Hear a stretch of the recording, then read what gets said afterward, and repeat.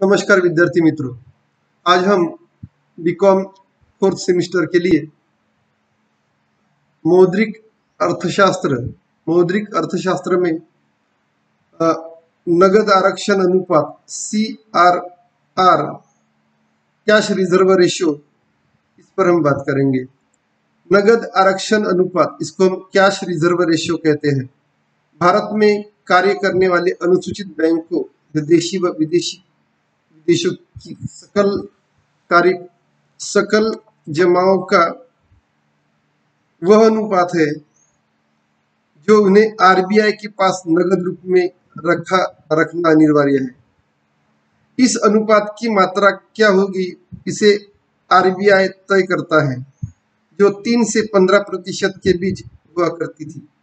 सरकार के एक संशोधन द्वारा 2007 में इसके निचले स्तर की सीमा को समाप्त कर दिया गया है।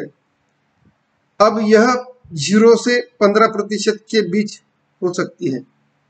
मार्च 2019 में यह 4% था तथा इसमें 1% की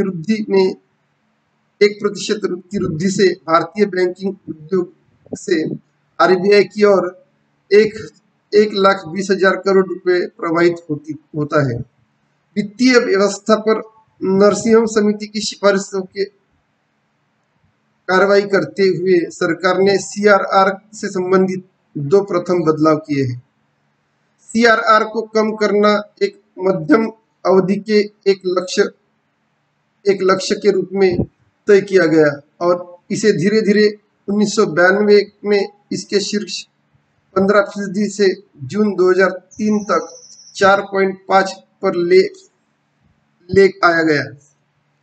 जून 2006 में आरबीआई संशोधन कानून के लागू होने के बाद आरबीआई अब CRR को बगैर नीति न्यूनतम या अधिकतम दर के अनुसूचीबद्ध बैंकों के लिए भी निर्धारित कर सकता था। इसलिए 3% को वैधानिक न्यूनतम CRR सीमा को हटा दिया गया। CRR राशि पर अनुसूचीबद्ध बैंकों को आरबीआई द्वारा ब्याज दिया जाना वित्त वर्ष 1999-2000 में शुरू हुआ। बैंकिंग में सुस्ती आने के बाद हालांकि आरबीआई ने 2007 के मध्य से ब्याज का भुगतान बंद कर दिया। दूसरा है सांविधिक तरलता अनुपात, स्टैट्यूटरी लिक्विडिटी रेशियो, SLR।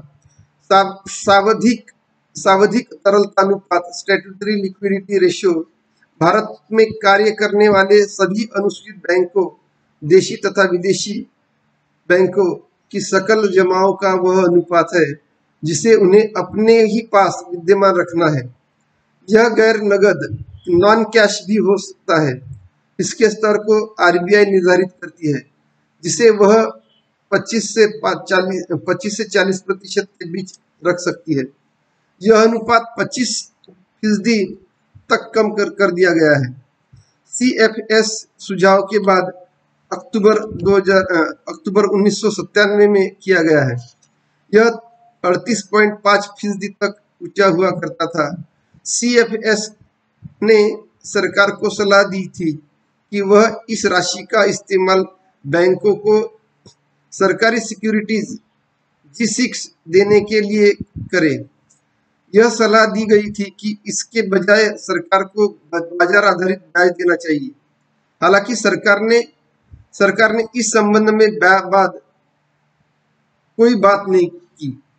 सांविधिक तरलता अनुपात न्यूनतम 25% होना तय था, लेकिन इस सीमा को सरकार द्वारा वर्ष 2007 में समाप्त कर दिया गया। तब से यह 25% के नीचे भी रखा जा सकता है। मार्च 2019 में 19.5% था और आने वाले समय में यह 18% तक नीचे आ जाएगा। इसमें प्रति 3 महीनों पर 0.25% की कमी किया जाना आरबीआई ने तय कर दिया है। यह ब्याज दर जिस पर आरबीआई द्वारा अपने ग्राहकों, सरकारी कंपनियों, बैंकों, वित्तीय संस्थानों इत्यादि ग्राहकों को दीर्घावधि लॉन्ग टर्म ऋण दिया जाता है। बैंक दर कहलाती है। जो ब्याज दर आरबीआई जो बैंक दर आरबीआई अपने लंबी अवधि के ऋण पर वसूलता है उसे बैंक रेट कहते हैं। जो ग्राहक इस तरह से ऋण लेते हैं और ऋण लेते हैं वे होते हैं भारत सरकार, राज्य सरकारें, बैंक, वित्तीय संस्थान, कोऑपरेटिव बैंक, एनबीएफसी इत्यादि।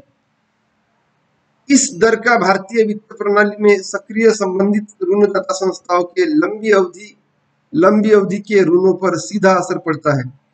फरवरी 2012 में इस दर को एमएसएफ मार्जिनल स्टैंडिंग फैसिलिटी के अनुरूप किया गया था। मार्च 2019 में यह दर 6.5% थी। तीसरा है रेपो दर, रेपो रेट वह ब्याज दर जिस पर आरबीआई द्वारा अपने ग्राहकों को लघु अवधि शॉर्ट टर्म ऋण उपलब्ध कराया जाता है उसे भारत में रेपो दर कहते हैं। वास्तव में यह पुनर्खरीद पर रेट ऑफ रिपर्चेस का अनुरूप लघु रूप है जिसे पश्चिम की विकसित अर्थव्यवस्थाओं में पुनर्कटौती दर कहा जाता है।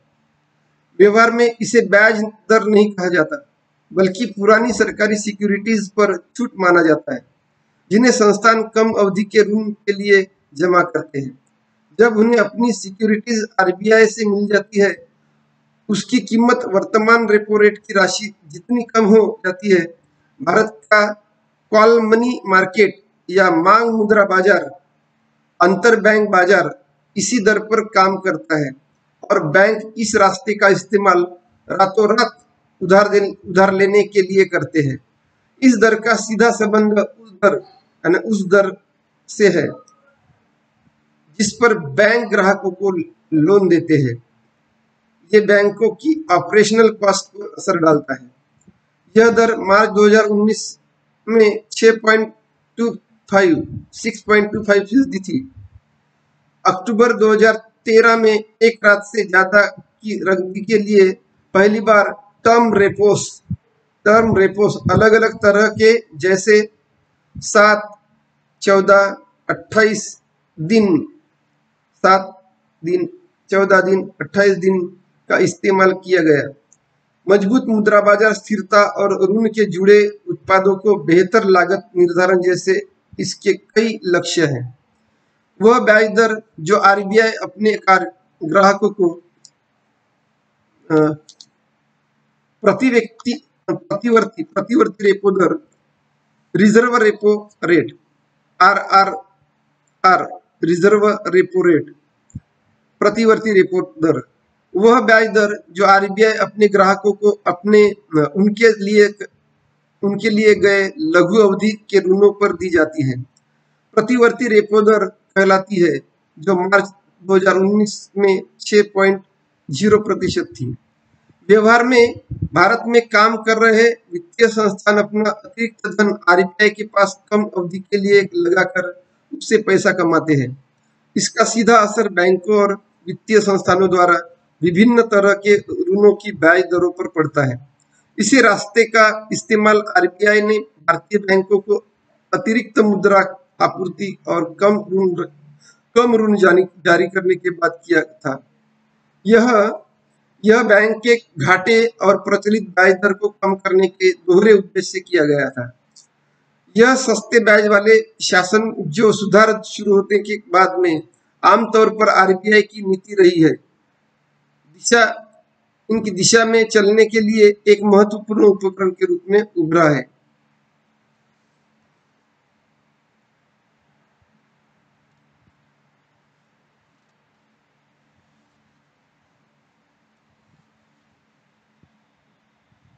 बेस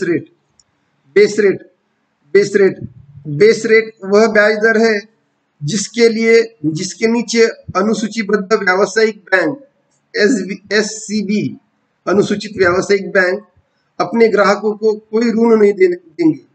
इसका अर्थ यह हुआ कि यह प्राइम लेंडिंग रेट पीएलआर की तरह है और पहले की मापदंड पीएलआर है और दरअसल ब्याज की एक न्यूनतम दर है। इसने 1 जुलाई 2010 को बीपीएलआरए बीपीएलआर के मौजूदा विचार की जगह ले ली। बीपीएलआर प्रणाली, जबकि मौजूदा प्रणाली पीएलआर थी, जो 2003 में पेश किया गया, लेकिन यह उधार देने की दरों में पारदर्शिता लाने के अपने मूल उद्देश्य को पूरा करने के नाकाम रही है। यह मुख्यतः इस वजह से हुआ है कि इस प्रणाली के तहत बैंक बीपीएलआर के नीचे भी ऋण दे सकते हैं। इससे कर्जदाता बैंक के साथ मोल भाव करते हैं और अंततः एक कर्जदाता दूसरे के मुकाबले सस्ता ऋण ले लेता था और ऋण व्यापार में पारदर्शिता लाने की कोशिशों को धुंधला कर देता था। इसी वजह से रिजर्व बैंक की नीति दरों, repo rate, reverse repo rate, bank rate से लेकर बैंकों की उधार देने की दरों तक संप्रेषण का अनुमान लगाना मुश्किल हो गया था। बेस रेट सिस्टम का उद्देश्य बैंकों की उधार देने की दरों में पारदर्शिता लाना और मौद्रिक नीति के संप्रेषण का अनुमान लगाना बेहतर बनाना था। 2010 में आरबीआई द्वारा इसके विनियमन के बाद बैंक अपना बेस रेट खुद तय करते हैं। इसलिए अलग अलग बैंकों के बेस रेट उनकी ऑपरेशनल कॉस्ट के हिसाब से अलग अलग होते हैं। बैंक अपने बेस रेट से कम दर पर लोन नहीं दे सकता। मार्च 2019 तक बैंकों के बेस रेट 8.95 से 9.45 के बीच थे। वित्तीय वर्ष 2015-16 तक क्रेडिट और मौद्रिक नीति प्रबंधन के लिए कई नए कदम उठाए गए। प्रमुख कदम इस अनुसार है। अब हर 2 महीने में एक बार मौद्रिक नीति की समीक्षा, अपस्फीति के लिए जाने के रास्ते को मान्यता, जैसे कि guide path for disinflation, Urjit Patel समिति की रिपोर्ट लागू की है। इसके तहत सीपीआईसी को आरबीआई मौद्रिक प्रबंधन के लिए हेडलाइन इन्फ्लेशन के तौर पर इस्तेमाल करती है। एक मॉनेटरी पॉलिसी फ्रेमवर्क, मौद्रिक नीति ढांचा बनाया गया है। इसको लेकर भारत सरकार और आरबीआई के बीच 2015 में एक समझौते पर दस्तखत हुए हैं। इस ढांचे के तहत आरबीआई 2% के परिवर्तन के साथ 4% महंगाई का लक्ष्य रखेगी। इसका यह मतलब हुआ कि महंगाई दर 2 से 6% सीपीआईसी की बीच होनी चाहिए। मौजूदा रेपो रूट के अलावा 7, 14 और 28 दिन का टर्म रेपो शुरू किया गया है। आरबीआई धीरे धीरे बैंकों की नकदी यानी रेपो रेट पर तक पहुंच कम कर रहा है और टर्म रेपो पर निर्भरता को बढ़ावा दे रहा है। मार्च 2016 तक बैंक कॉल मनी मार्केट से अपने एनडीटीएल का सिर्फ 1% ही उधार ले सकते हैं। रेपो के जरिए 0.25% और बाकी 0.75% टर्म रेपो के जरिए आरबीआई का लक्ष्य पूरे इंटरेस्ट रेट स्पेक्ट्रम में नीतियों के प्रभाव का प्रसार बेहतर करना और लोन बाजार को स्थिरता देना है। केंद्रीय बजट 2016-17 के मुताबिक आरबीआई ने अब सरकारी प्रतिभूति बाजार में व्यक्तिगत तौर पर भी हिस्सा लेने की अनुमति दी है।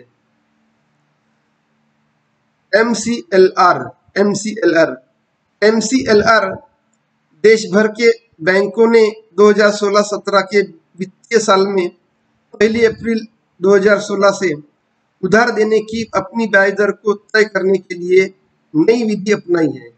इस विधि का नाम है MCLR, marginal cost end funds based lending rate. धन की सीमांत लागत के आधार पर ऋण दर। इसे भारतीय रिजर्व बैंक ने दिसंबर 2015 में जारी किया था। MCLR के मुख्य विशेषताएं निम्न प्रकार की है। यह समय आधारित आंतरिक बेंचमार्क होगा, जिसे सालाना और तौर पर तय किया जा सकता है। वास्तविक ब्याज दर MCLR में वृद्धि जोड़ने पर तय होगी। इसकी प्रत्येक महीने समीक्षा होगी और वह भी पहले से घोषित तिथि को होगी। मौजूदा कर्जदार को उसके चुनने का विकल्प होगा। बैंक अपने बेस रेट की समीक्षा करते रहेंगे और उसे जारी भी करेंगे, जिस तरह से अब तक रहते रहे हैं। RBI के प्रावधान के मुताबिक मौद्रिक संचरण के लिए ब्याज दरों की पॉलिसी रेट के प्रति संवेदनशील होना चाहिए, लेकिन यह अभी नहीं हो रहा है।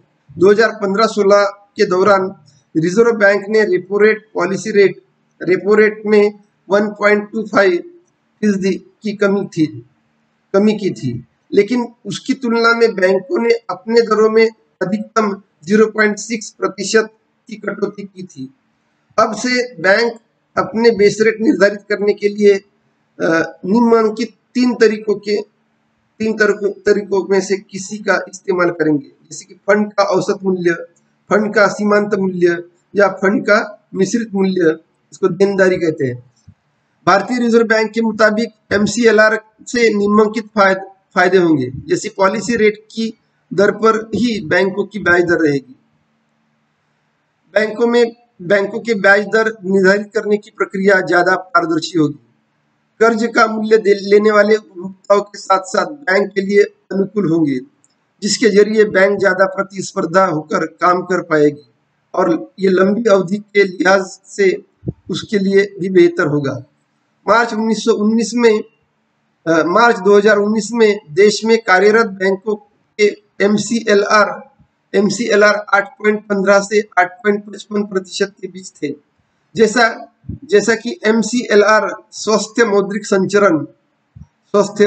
मौद्रिक संचरण हेल्दी मॉनिटरी ट्रांसमिशन करने में सफल नहीं हो सका।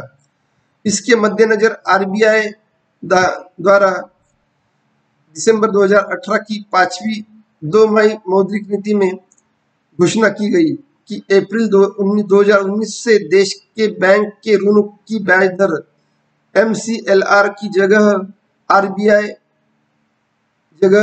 RBI द्वारा सुझाए गए निम्न 4 बाह्य तल चिन्हों में से किसी के आधार पर उत्पादित यानी फ्लोटिंग प्रकार की होगी। रेपो दर 91 दिवसीय ट्रेजरी बिल के लाभ, 182 दिवसीय ट्रेजरी बिल के लाभ, कोई अन्य तल चिन्ह जिसे FBIL financial benchmark India private limited कहते हैं। अप्रैल 2019 से बैंकों द्वारा दिए जाने वाले ऋणों की ब्याज दरें उनके आंतरिक इंटरनल मौद्रिक आंकड़ों से नहीं जुड़ी होगी। MCLR बैंकों के आंतरिक मौद्रिक आंकड़ों पर टिका था तथा बैंक इसे बाजार आधारित प्रतिस्पर्धा एवं पारदर्शी नियामक से जोड़ने पर बाध्य होंगे। हालांकि भारतीय बैंकों ने इस प्रस्ताव को टालने का अनुरोध किया गया फरवरी 2019 में, लेकिन इस मामले में RBI अपने प्रस्ताव पर अडिग रहा। फिलहाल भारत के सबसे बड़े सार्वजनिक क्षेत्र बैंक SBI द्वारा मार्च 2019 से ही इस दिशा के कार्य प्रारंभ कर दिया गया है। रेपो रेट का तल चिन्ह के रूप में उपयोग में किया गया है।